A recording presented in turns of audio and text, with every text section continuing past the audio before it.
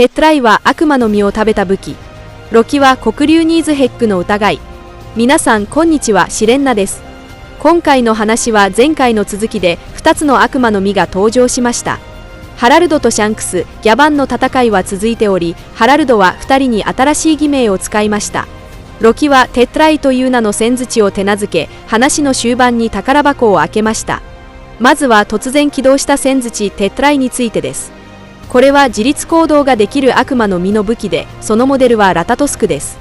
北欧神話では世界樹に住むリスのことです。ゴッド・オブ・ウォー・ラグナロクをプレイしたことのある読者には馴染みがあるでしょう。漫画では変形以外にも雷を呼ぶ能力があるようです。悪魔の実を食べた武器自体はそれほど珍しくありません。最近の例ではフィガーランド・シャムロックの剣があり、ケルベロスに変形できます。初期にはミスター4の銃が犬の実を食べた武器でしたし、スパンダムの証券ファンクフリードも典型的な例です。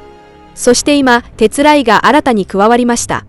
次にロキの実についてです。リーカーによると、今話でロキは伝説の悪魔の実を食べましたが、変身後のシルエットしか描かれていないため、具体的な能力は完全には特定できません。どうやら小田栄一郎先生は次回の楽しみとして伏線を残したようです。リーカーは北欧神話を参照すると、この悪魔の実はニーズヘックである可能性があると考えています。シルエットに何らかの特徴が現れていたのでしょう。詳細は漫画での検証を待つ必要があります。ニーズヘックは神話において世界樹の根を絶えずかじり続ける邪竜です。ある意味、巨人族の世界を終わらせる可能性を秘めています。そして神話では世界樹の頂上に巨鳥ベズル・フェルニルが止まっています。リスの神話に関しては北欧の伝承において世界樹ユグドラシルを上下して悪口を運ぶいたずら好きな伝令ラタトスクが登場します。またネイティブアメリカンのさまざまな伝承ではリスは倹約、伝令または精霊のガイドの象徴とみなされています。一方ケルトの伝承では準備や魔法と結びつけられ、ヒンドゥー教の物語では彼らの小さな努力が大きな違いを生むと語られています。特筆すべきは当時の王の広間での惨劇の現場には今なお巨大な爪痕が残っていることです。あれはおそらくロキが銃型になった際に残した痕跡でしょう。最終的に海賊王になる人物はますますバギーである可能性が高まっている。小田栄一郎は再びギャバンの口を借りて結末が面白みに満ちたものになるというシグナルを発している。なぜ再びなのか。それは決勝戦の顔ぶれが発表されたあの話の中でベガパンクが非常に意味深な言葉を残していたからだ。それをジョイボーイが望む物語にするとは限らない。この言葉はかなり直球だ。現状を見る限りこの時代のジョイボーイは間違いなくルフィだ。そしてこのサスペンスを倍増させるセリフは結末に意外な展開が起こる可能性を強く示唆しているようだ。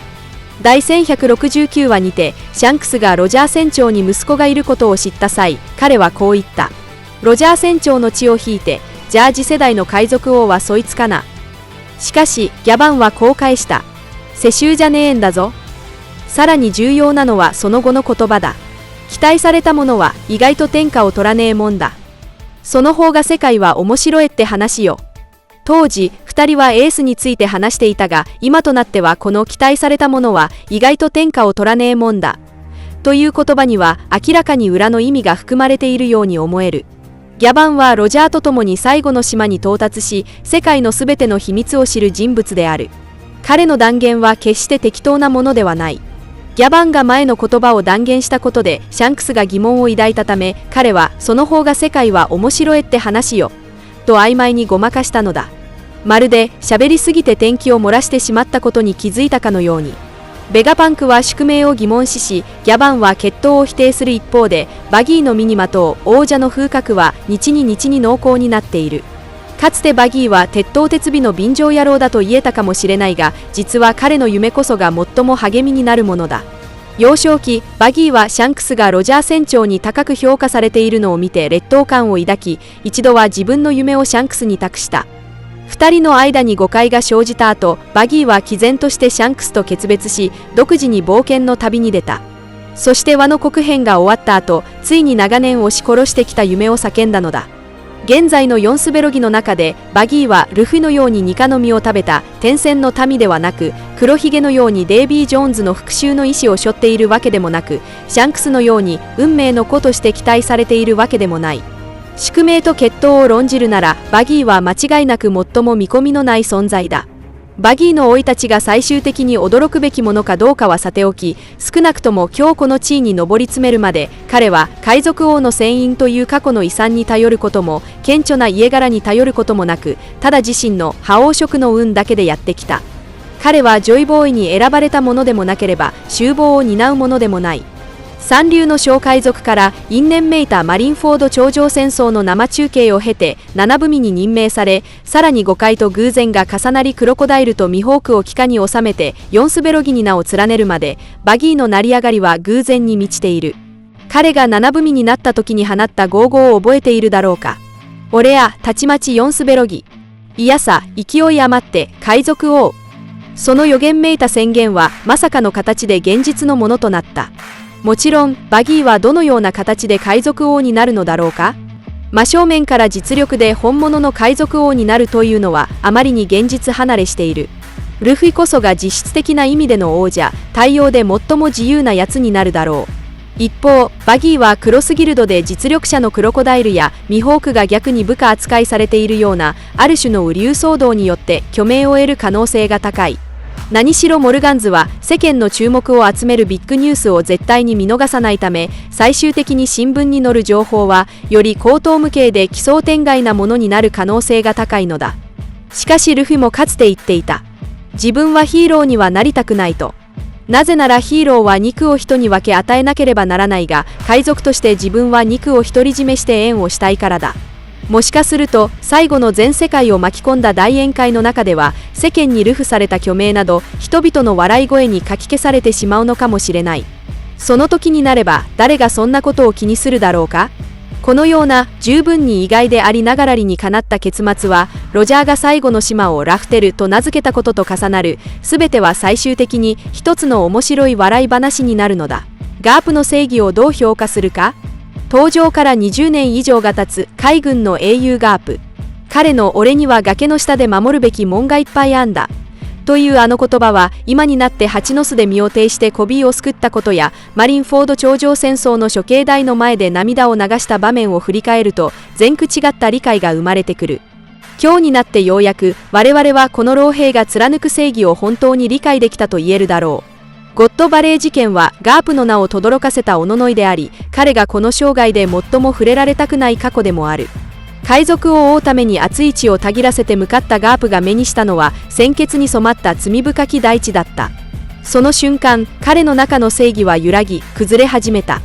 海軍は方向を市民に向け、一方で海賊が任を救うために身を投げ出していたのだ。この島では黒と白が完全に逆転していた。まるで天龍人が主導する不条理なゲームのように、ガープもまた眼前の光景に震撼し、悪夢の中にいるのではないかと疑うほどだった。しかしイムの無差別な殺戮が海兵たちの血で染まった時、彼の鉄拳に迷いはなくなった。ガープは毅然として海賊側の戦いに加わり、共にイムに対抗した。その後ロジャーと手を組み、黒天支配に操られ暴走するロックスを阻止したのである。海兵でありながら上層部と敵対し、ロジャーでさえガープはもう海軍にいられないだろうと考え、直接戦に乗らないかと誘ったほどだ。だがガープの答えはシンプルかつ確固たるものだった。俺が辞めたら海兵たちを誰が守る。そう、海軍の最底辺でありふれた平穏を黙々と守っている兵士たちこそが、ガープがこの巨大な組織の中で最も大切にしている仲間だったのだ。事件後本部に戻ったガープは戦国と激しく口論になった。ガープは戦国の言う道理がわからないわけではない。だがその理性が冷淡さと生命への軽視の上に成り立つものであれば、彼の正義は断じてそれを受け入れない。戦国は叱責した。崖の下から吠えるだけで何を変えられるんだ。海軍の2大最高戦力が病院で取っ組み合いになるほどだった。戦国は言った。やめたりしねえよなガープ。ガープは答えた。バーカ。俺には崖の下で守るべきもんがいっぱいあんだ。崖の下で一体何ができるのか。ガープはその後の数十年の海軍生活でその答えを示した。天龍人の直属の道具になることを避けるため昇進を幾度も拒否した。市民を救うために命令に背いた息子のドラゴンを自ら逃がし、自分に代わって別の自由な人生を歩ませた。そして彼自身は海軍に残り、職務と信念の間で耐え抜くことを選んだのだ。ガープの影響下で海軍には正義に対して新たな認識を持つ新世代が現れた。しかしガープの選択は重い代償を伴った。マリンフォード頂上戦争では職務ゆえに手を出せず、かといって肉親の情も断ち切れず、二重の苦悩の中で涙を流した。孫であるルフィと対峙した時でさえ、その重い正義が一瞬揺らぎ、ルフィを生かせてしまったのだ。結局エースが杯の手にかかって死んだ時、ガープはもはや内なる怒りを抑えきれなかった。家族への負い目と悲痛が彼を本能的に杯へと歩み寄らせた。幸いにも戦国が必死に押さえつけたことで事態の暴走は免れた。ガープもようやくわずかな理性を取り戻した。彼を真に押し止めたのは戦国の力ではなく、彼が性重い職務であった。正義とは時に狂気じみるほど公正なものである。戦後ガープは風車村に戻り、泣き叫ぶダダンに地面に殴り倒された。現場にいながら見殺しにし、家族よりも任務を優先したと罵られた。ガープは一言も発さず、全てを黙って受け入れた。しかしすぐそばにいながら家族を救えなかったガープこそが誰よりも苦しんでいたのではないだろうか。